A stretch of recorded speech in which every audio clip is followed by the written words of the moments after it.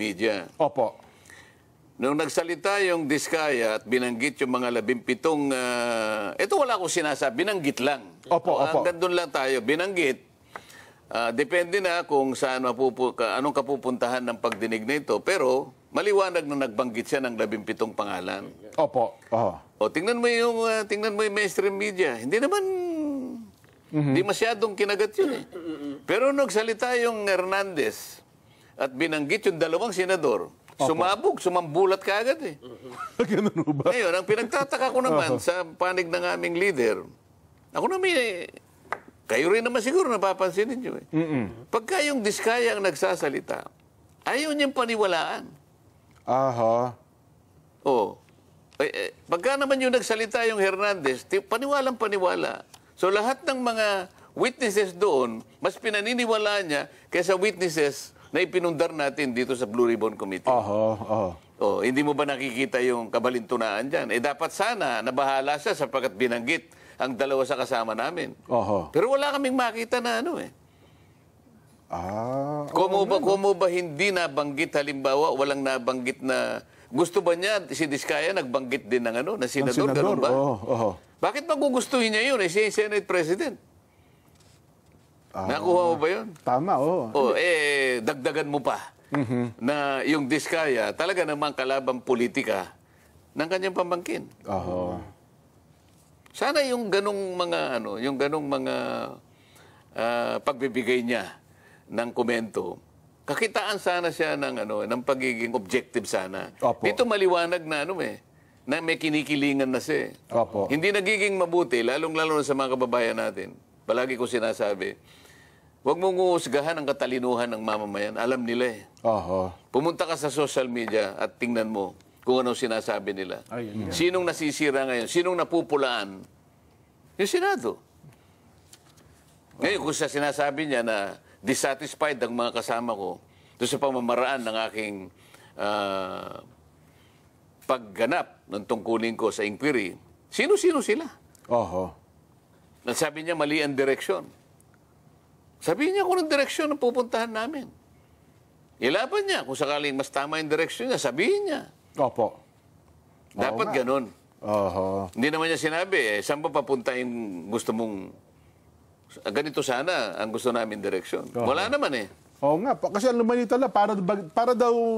Hindi ko, tama ba yung pagkakala? Na para bagang may iniiwasan daw kayo ng mga tao mabanggit, kundi... Anong gusto niyang mangyari? Dadagdagan ko yung sworn statement ng Diskaya? Mas mali naman yun. Binigay niya sa akin yun eh. Dadagdagan ko. Bakit siya mag-i-insinuate na inedit yun?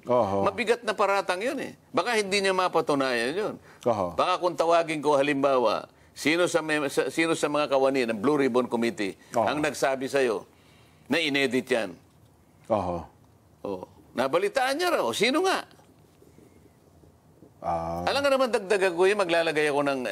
hindi natin pwedeng gawin yun. Ang totoo niyan, sinabi ko nga eh. At uulitin ko ngayon. Nung magpahayag sila sa magitan ng emissary nila na gusto nga nilang magtapat at makatulong sa pagdinig, kinailangan ko na utusan yung emissary, pwede bang gumawa siya ng kahit na sa sarili niyang handwritten note na may kagustuhan siya talaga na magsabi ng totoo at kung bakit niya gagawin. Sumulat siya sa akin at nasa akin ang note nila. Doon ko lamang pinasimulan, sige, gumawa na kayo. Sapagkat protektado na ako, malinaw na silang may kagustuhan, walang pumilit sa kanila, hindi ko sila in-encourage. Bagaman, finload ko yon. Pero walang pamimilit, pinload ko. Ngayon, kinagat nila yon. Bakit naman sasabihin mo ngayon na may butas yan? Hindi ka panipaniwala yung kanila. Dahil ba pamangkin mo ang kalaban niya sa politika? Kasi kung ako ang Senate President, hindi ako magsasalita eh. Magiging neutral ako sa bahagi na yon sapagkat mapupulaan ako ng tao eh. Daming nagbibigay ng feedback sa akin, hindi lamang libo-libo, halos milyon-milyon na yata. Na hindi nila matanggap-tanggap na ako po'y biglang pinalitan bilang chairman ng Blue Ribbon Committee. Ang totoo po niyan, ako po talaga ang kanilang pakay. Oo. Ang presidente po ng Senado, si Senator Chis Escudero, ay parang collateral damage lang po yun. So tama pa rin lumabas sa mga social media, sir, na ang puntirya talaga kayo.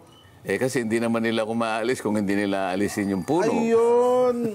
Ganun po yung nangyari riyan. Oho. Ngayon, ang medyo hindi po ako nagsasabi nito. Ito po ay kinukonfirma ng napakarami pong mga kababayan natin na hindi po nila nagustuhan yung mabilisang pagpapalit ng liderato ng Blue Ribbon Committee. Lalong-lalo na po doon sa panig ng paglalahad na po ng katotohanan. Yung pag-iimbestiga na po sa kanila pong palagay, ay meron na po silang nakikinikinitang mga katotohanan na lalabas dyan. Papunta na po sa paghanap po natin ng kasagutan sa maanumalyang pagkakalatag ng mga proyekto na kung tawagin nga ay ghost projects. Ayun. Ang balita kasi, sir, may singit ko lang po, mukhang pinakiusapan ata si Senator Chis bilang presidente po ng Senado na kayo ay palitan sa pagiging chairman, pero parang nanindigan siya sa inyo. Kaya ang nangyari daw po, pati siya nadamay sapagkat ayaw pala niya kayong palitan bilang chairman ng Blue Ribbon Committee. So tama po ba yung ganung anggulo? Hindi ko alam yun kasi wala naman siyang sinasabi sa akin na siya kinausap. Ang nangyari, May nakiusap daw po eh. mabilisan nga eh. Ang totoo niya, siguro nakikita nyo, itinutuloy ko yung pangatlong pagdinig namin. Opo. Ako na lang ang pinakahuli na nakabalita na napalitan na pala yung aming Senate President. Ayun na nga, oo. Kaya pala si Senador Jinggoy na nasa tabi ko, medyo mainit ang ulo nung araw na yun. Hindi ko naman alam kung ano nangyari. Kaya yung pong talagang purong-puro na biruan lang, iba po yung pagkakatanggap niya. No? Pero alam naman ninyo, talaga nagbibiruan lang kami. Totoo po. Yun pala pagkakapaalam ng isang babaeng senador, yun na rin palang tanda na sila ay nagkakaroon na ng pagpupulong sa isang Kasi kwarto. hindi naman talaga nagpapaalam yun eh. Ayun na nga po eh. Talagang yun halos hanggat maaari ay Nakabantay talaga, di po ba? nakabantay at lahat ng anggulo ng mga pinag-uusapan ay nakakasangkot siya sa mga usapin. Opo. Nagtaka ko kung bakit siya nagpaalam at nangako naman siyang babalik. Yes. Oo. Pero hindi na siya nakabalik. Ayun. Ang narinig ko lang sana, sa iba kasi mga balita, at siguro mabuti masagot niya rin, ang pangunahin layunin daw po kasi talaga ng Blue Ribbon in aid of legislation. Kasi daw po, parang sa tingin daw po ng kapwa yung senador, parang nalilihis na para bagang ang dating prosecutorial na raw po ang dating ng pagdinig ng Blue Ribbon Sen. Sino po ba ang nagsabi nun? Yun po ang lumalabas. At maging sa panayam po sa mga kasama nyo sa Senado, parang yun po ang binabanggit nila, Sen. Hindi po totoo yun. Unang-una, talagang may pagka-prosecutorial po sapagkat kung titingnan ninyo yung pinaka-mandato ng komite, Ng Blue Ribbon. ang tinutugis niya yung malfeasance. Misfeasance and Misfeasance at non-feasance. Paano po ang paglalahad ng inquiry kung hindi po namin gagawin sa paraan na pagtatanong at paghanap ng kasagutan sa mga dapat na itanong para nga mapatunayan kung merong malfeasance, misfeasance and non-feasance. Yun po yung tinutungo talaga. Ayun. Yun ang pangunahing layunin ng Blue Ribbon Committee. Kung naipagkamali nila, lalong-lalo na po yung aming puno ng Senado ngayon, yun po yung sinasabi niya. Ayun, opo. Kahit kailan ay hindi po ako lumihis doon sa tuntunin na yon. At baka dapat sana tinanong muna niya ako. Opo. Nakatatlong pagdinig lang ako eh. Tama po. Yung iba nga pong humawak ng Blue Ribbon Committee, nakalampas na sila ng halos 20. Wala pa naman silang nagagawang batas eh. Tama po. Sa totoo lang po ako, pangatlo pa lang. Meron na po akong naiayos.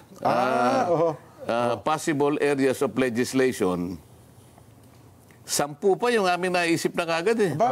Sa tatlong pagdinig pa lang po, ha? Tatlong pagdinig pa lang para malaman ng nakikinig sa atin Opo. na tayo naman ay hindi nagbibiro sa mga sinasabi natin. Ipakikita ko dito, alin-alin ba yung mga naisip na nating mga panukalang batas sa liwanag ng mga pagdinig kahit hindi pa talaga natatapos. Pangatlo pa lang na pagdinig. Base sa mga nakita na namin, nakita ko at nakilatis natin, ito yung aking naisip. Kinakailangan merong amendment ng procurement law. Kasi doon napupunta po yung mga bidding natin, yung pag-award ng mga proyekto, lalong-lalo na yung pinag-uusapan ng mga flood control projects, nasasalaula sapagkat merong problema, may mga butas sa procurement law. Kinakailangan mag-introduce ka ng amendments. Meron ding amendment po sa anti-graft law. Dito kinakailangan mapatibayan siguro, kung hindi man dapat itaas siguro, pati yung pagpaparusa dito kinakailangan ibigyan talaga ng impetus dito. Pwede rin nating, meron po kaming iniisip na amendments po sa contractors licensing law. Ito yung sakop ng PICAB. PICAB, opo. Meron tayong amendment sa witness protection law o yung tinatawag na stand-alone bill. Meron tayong naiisip na amyenda doon sa ating AMLA. Anti-money laundering council. Anti-laundering. Nakita naman ninyo kung saan, isip-isipin nyo, yung isa sa mga nag-testify doon. Sa isang araw, kaya niyang magpatalo ng halos 14 o 15 milyon. Ito parang ang ginagamit nila, laundry area yung mga kasino natin. Kaya dapat magkaroon ng amyenda sa AMLA, sa batas sa AMLA. Nakikita rin natin ang pangangailangan para i-amend yung ating Securities Regulation Code. Sapagkat dito pumapasok ang ilang mga kawatan, yung sindikato, ginagamit nila na pasilidad itong areang ito. At dito, idadagdag natin yung False Claims Act. Ito yung, kung tawagin ay writ of quitam. Yung bang pwedeng payagan kahit isang mamamayan lang, kahit isang ordinaryo, karaniwang mamamayan na maghain siya ng asunto laban sa mga opisyal ng pamahalaan. Ang kondisyon lamang kapag hindi ito binigyan ng atensyon ng ating Department of Justice. Halimbawa, in 30 days, kailangan umaksyon ng Department of Justice. Pag hindi siya umaksyon, meron ng karapatan na maghain yung karaniwang mamamayan. Sa laki at sa lawak ng pangyayari, iskandalo na nakita natin sa mga proyektong flood control na yan, kailangan nating siguro makagawa na ganitong uri ng batas also. Kailangan din nating pasiglahin yung whistle. Kailangan ma-approve na natin itong Whistleblowers Protection Act na nakabinbin pa ngayon. Meron pa tayong Heavy Equipment Registration Act. Sapagkat itong ginagamit nilang mga kasangkapan, mga makinarya sa mga proyekto, wala naman listahan ito ginamit na nila sa ganitong proyekto, pipilitin pa nila kunwari na isulat na ginamit sa ganito. Hanggang Mindanao lima lang ang makinarya mo Ang project mo mahigit na 50, ibig mo sabihin iisa lang ang ginagamit mo makinarya. So, saka ang pang-10 ay kailangan meron tayong flooding master plan. Master plan, So, dito pa lamang, nakakatatlong pagdinig pa lang ako, meron na akong 10 panukalang batas na gusto kong maipundar natin. Para sa ganon ay ma-address natin ang mga problema kaugnay nitong maanumalyang paglustay ng ating kabangbayan. So yung punto ng in aid of legislation, Sen? Pangunahin. Iyon po.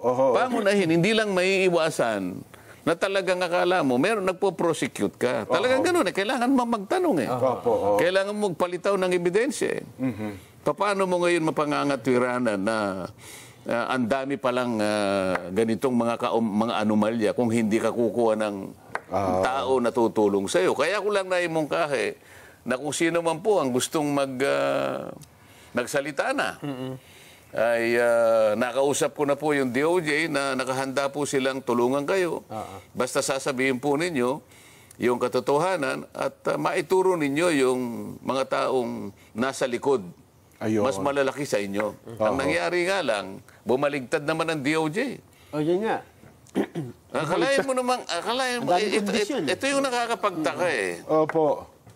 Kausap ko ang Secretary ng Department of Justice, Linggo. Kausap ko yung kanyang USEC, siguro Biyernes o Sabado. At nakausap ko pa, bago ko uli makausap ang Department of Justice, Secretary Boyeng Remulla. Alam nyo naman na magkaibigan kami. Ay, opo, kahit sa Congress pa, oo. So, kinumit niya sa akin yun. Okay yan. Sabi niya gano'n. Ang totoo niyan, partner naman namin kayo, ang Senado, para maipasa natin itong Whistleblowers Act. Pagtulong-tulungan natin yan. Sige, pangako muna sa kanila na mabigyan natin sila ng provisional immunity. Kaya malakas ang loob ko sapagkat alam ko nakahanda siya na tulungan kung sino man ang tatayo talaga na magsasabi na ng totoo. Dito wala pa kayong tinutukoy kung sino. Wala pa. Naihinuha ko lang. Sabi ko, baka sakali. Baka may salita, magturo. Kasi kako, na-upload ko na ito nung nakaraang hearing. Baka kako merong At saka sa magkusa. programang ito, Sen, noong Biyernes, di ba Oo, sinabi baka niyo na? merong magkusa. Kailangan Yan. nakahanda ako. Kaya nga, tumawag na ako sa iyo. At mabuti naman ka ako, tumawag ka na rin sa akin para makonfirma natin na magkaugnay tayo sa layo ng ito.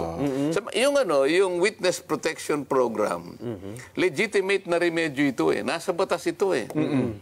Pagkatapos sinabi niya, hindi ko basta ma-approve yan. Kinakailangan mo nang isoli muna niya yung mga nakulimbat nila. Ito na po yung magkapalitan na po eh. Nagkapalitan na ito. Paano mangyayari yun? Yung sinasabi niyang restitution or indemnification, hindi kasali yun eh. Wala yun sa requirement eh. Hindi pinag-uusapan dito yung pagsusoli ng kung ano. Pwede na siguro pag-usapan sa bandang huli yun. Pero dun sa punto na siya ay nag-a-apply sa'yo, Apply pa lang. kaya niya lang gagawin yun, manganganib talaga ang buhay niya, kaya nagpapakover siya ng protection. Nakita mo yung inallege niya na may kinalaman di umano dito sa mga payola, yung mga payouts na yan, 17 congressmen. Opo. At 10 mga tao na yung iba ay private individuals at yung iba naman ay mga kawani at opisyalis ng DPWH. Sa mga tweed, 10 sa panig ng DPWH at saka pribadong mga mamamayan at 17 congressmen. O yun naman ang yun naman ang hinihingi ng Witness Protection Program. Manganganib talaga ang buhay niya sa ginawa niyang pag-expose sa pagsasabi ng katotohanan. Sa panig niya, yun ang totoo eh. Pero yung unang usapan niyo po ni Sec Boying, walang mga ganong kondisyon, Sen? Alam naman niya na wala eh. Kaya basahin mo yung batas. Napakasimple naman ang batas. Ngayon, ito namang aming bagong Pangulo ng Senado ngayon. Yun ang kanyang idinadahilan kung bakit yung sulat na binigay ko na dapat pirmahan niya para umabot sa Secretary of Justice. Nag-research naman ako sabi niya. Ayun na nga po, hindi na nakita ko na kinakailangan palang magsoli. Ang aking kinalulungkot dito, kung talagang nag-research sila, bakit hindi nila binasa yung batas? Wala namang sinasabing ganun na magbayad ka muna. Isauli mo muna kung ina-allege na ninakaw mo o ano man. Walang iniwan sa yung i-rescue kita. Halimbawa, merong kidnap or ransom. Halimbawa, itong cameraman natin. I-rescue kita pero magbayad ka muna. Hindi pa, parang mali eh. Kaya mo siya bibigyan ng protection at hindi mo siya hihingi ng kahit ano. Dahil nga doon sa kanyang pagpapahayag, doon sa kanyang pagtulong sa iyo, sa panig ng Estado, magsasabi na siya ng totoo. Kasi mahirap eh. Kung walang tatayo na magwi-witness, sinong mahuhuli natin? Lahat yun, aligasyon, lahat po yun paratang kung walang magsasalita. Hindi ba, Nelson, parang ka namimingwit eh. Pag ikaw ay namimingwit, may pain ka. Tama po. Anong gagamitin mong pain? Butete, halimbawa. Bulate. Maliliit na isda. Para makahuli ka ng malaking isda. Pain. Kung walang pain, O walang pain. Sino yung papain? Yung pain, gusto niya proteksyonan mo naman ako. Kakagatin ako niyan eh. So ang pinangako dapat na Secboy, ano po, provisional. Hindi, sinabi niya, sige, pangakuan mo sila na sa ngayon pa lang, kaya tinawag niya na provisional immunity. Provisional immunity Manggagaling sa akin Opo. para malaman nila, wag naman ninyo kung ano, o wag niyo munang kung ano nung ginagawa nila. Pupunta doon ang BOC, pupunta ang BIR, pupunta yung AMLA. Teka muna, magpa-apply ito eh. Opo. Ito yung proteksyon na hinihingi niya hanggang sa ma-approve na eventually yung kanyang aplikasyon. Walang sinasabi doon na kailangan kang magbayad o magbalik nung inaakala mo na nakulimbat mo. Wala pa eh. Nag-iimbestiga pa lang tayo eh. Paano natin makukwenta kung ano yung babalik? Wala pa naman tayo sa estado na yon. doon po sa angulo na ang sabi naman nila, kasi selective ang sinasabi, parang may itinatago, merong pinipili, at ang gusto daw ay magsabi ng tell-all. Walang dapat na itago. Meron pa binabanggit siya, singit ko lang nagsimula doon sila 2016 eh. Bakit daw binabanggit 2022 lang hanggang sa kasalukuyan? Parang may mga tinanggal daw na pangalan eh. Yun ang kanyang sworn statement. Opo. Wala akong magagawa. Ang sinasabi ng aming bagong Senate President, meron daw nagbulong sa kanya na inedit daw yung sworn statement. Isa pa yun. Ito ang medyo mabigat na tanggapin yung pagpaparatang na gano'n. May bumulong daw na taga Blue Ribbon Committee. Paano kaya kung malaman niya ang katotohanan na hindi naman alam nung Blue Ribbon Committee na mayroong sworn statement na lalabas nung araw na yon? Yung sworn statement na yon, direktang ibinigay sa akin. Opo. Hindi alam ng Blue Ribbon Committee. Paano mo sasabihin na inedit? Sino mag-e-edit? Diretsong pumunta sa akin. Yun pa. Ako nag-edit. Yung araw na yun, binigay, magsisimula na kami. Doon mismo sa hearing. Hindi naman doon sa hearing. Basta kinakailangan. Sa araw ng hearing. Ilang oras na yung bago kailangan makuha ko. O pagkatapos sasabihin nila, merong nag-edit. Ito yung nakikita kong parang hindi na tama eh. Kung mo ba sinabi niya na congressman ang naging kasama niya, naka-transact niya, ibig sabihin hindi na totoo? Kung mo ba wala siyang sinabi na senador, hindi na totoo yung sinabi niya? Doon sa House of Representatives, kung titingnan ninyo, ang pinaniwalaan naman nila, ang gustong papaniwalain, ay yung sinasabi naman Nung Bryce Hernandez na pumunta naman sa amin. Nakikita mo, sinasabi nila na hindi kanya totoo yung sworn statement ng mga diskaya. Opo. Bakit nila pinresent yung Mayor Vico ng Pasig? Hindi ba dahil sa kalaban niya yon? Ano naman nung aming presidente na Senado ngayon, yung Vico Soto, hindi ba pamangkin niya? Pamangkin, yes po. O di may politika dito, hindi ba? Kaya mo lang ba sinasabi, kaya mo dinidiminish yung value nung sworn statement na yon dahil kalaban siya ng pamangkin mo sa politika. Kung ako siguro, dapat hindi ako magkukomment sa bahagi na yun Opo. Sapagkat kalaban ng aking pamangkin ito. Hindi siguro magre-recuse siguro ako Hindi ikaw ang magbo-volunteer na palagay ko inedit ito. Sa aking palagay, maraming butas ito. Hindi ka dapat magsasabi ng ganon sapagkat magiging bias ka. Dahil kalaban niya ng pamangkin mo. Sa politika. Itingnan mo na lang. Tinawag si Mayor Vico sa House of Representatives. Hindi para magbigay ng testimony. Hindi para magbigay ng dokumentong makakatulong para makakuha ng maraming batayan. Nagsabi siya ng opinion niya tungkol sa mga diskaya. Na sinungaling ang mga taong ito. Yes, opo. Ang opinion ba'y tinatanggap sa pagdinig? Opinion mo yun Sa bawat pagdinig, mapakorte man o ibang quasi-judicial tribunal, ang opinion, dinabaliwala. Hindi tinatanggap ang opinion. Bakit kinakailangan siyang magpahayag ng opinion doon?